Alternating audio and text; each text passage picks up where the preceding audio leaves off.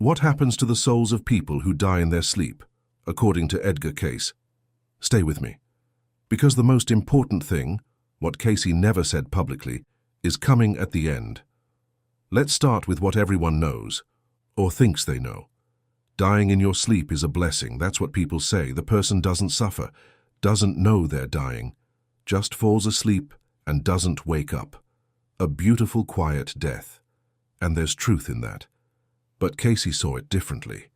He said that dying in your sleep is a unique and special transition, not because it's easier than other deaths, but because it happens through a door that is already open.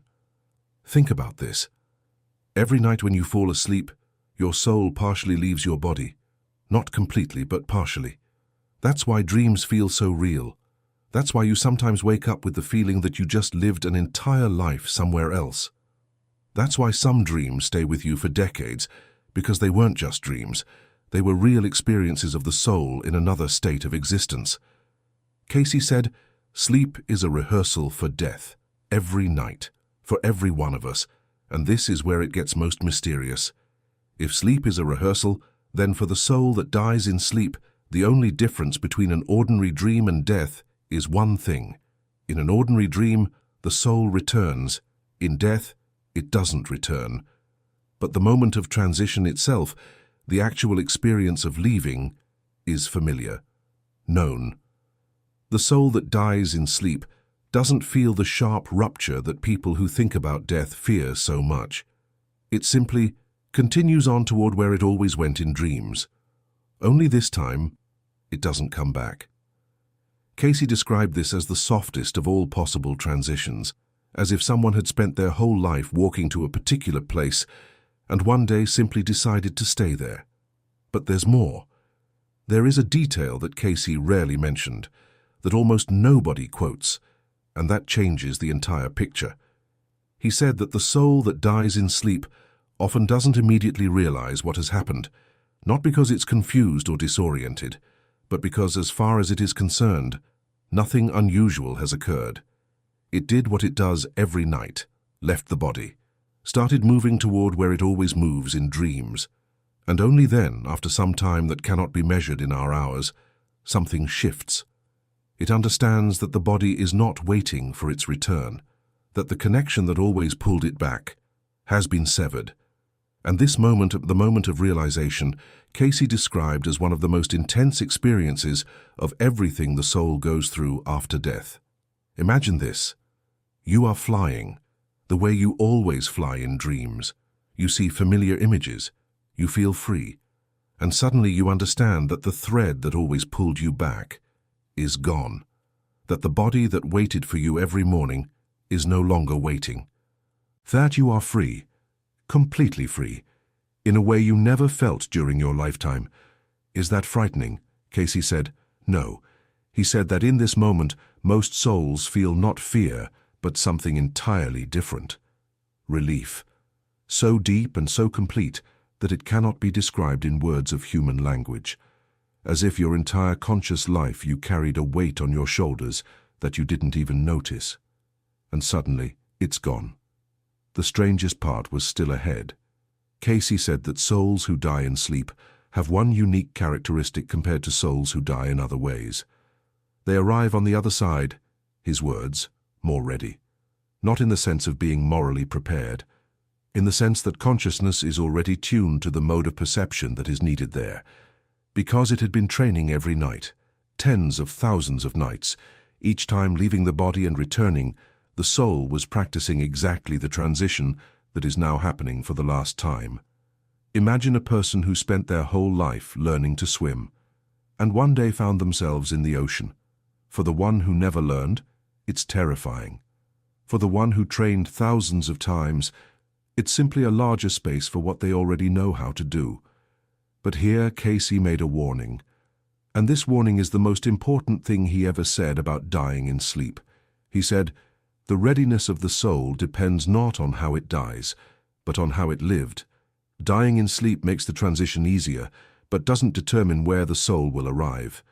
That is determined by something else entirely, by what it carries with it: unfinished relationships, unforgiven resentments, unclosed wounds.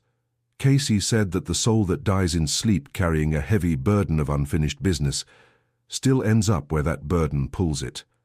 A gentle transition doesn't free you from what needs to be worked through.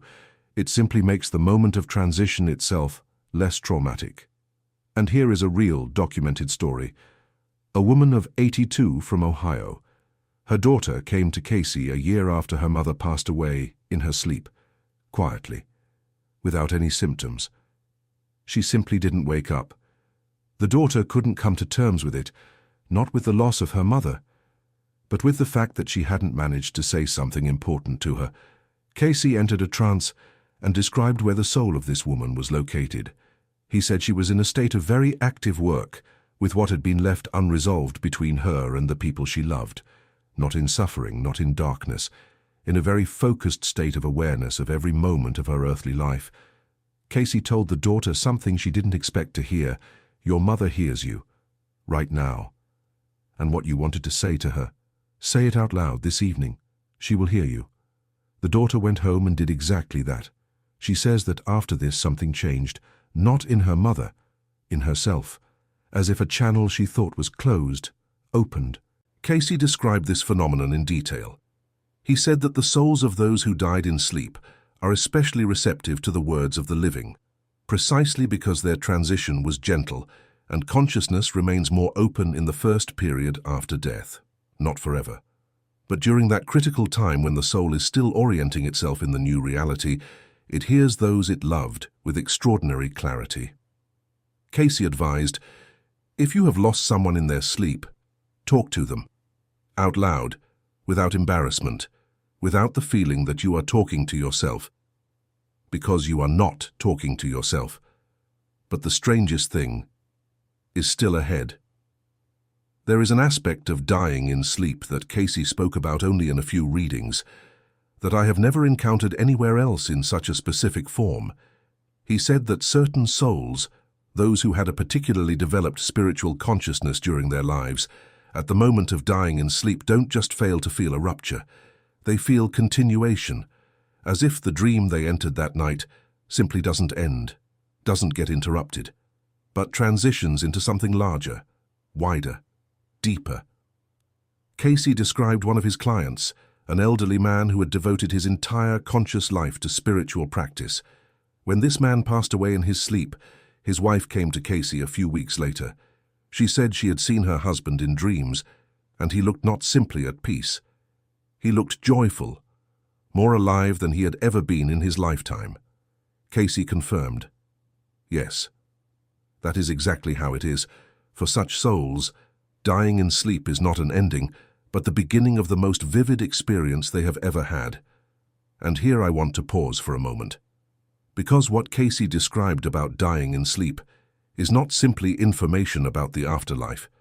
It is an answer to the fear that lives in each of us, not the fear of dying, but the fear that death will be frightening, painful, lonely, that we won't be ready, that we won't have enough time.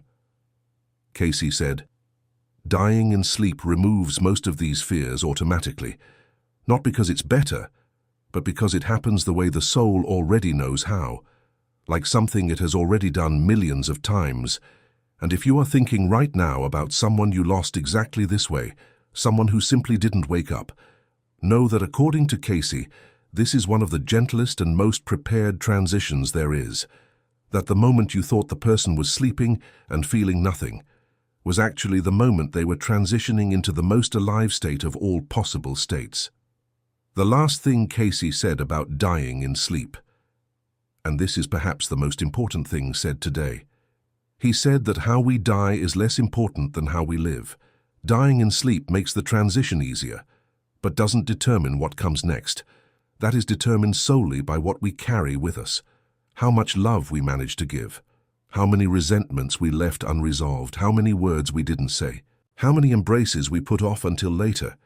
And here, the only practical question that matters, not when you will die, not how you will die, but what you are taking with you, right now, in this moment, because this moment is the only one in which you can still change something. Write in the comments, is there a person in your life you have long wanted to say something important to and still haven't? not for me, for yourself. Because Cayce said, what is left unresolved here becomes the first thing that meets you there, and what is resolved here sets you free there.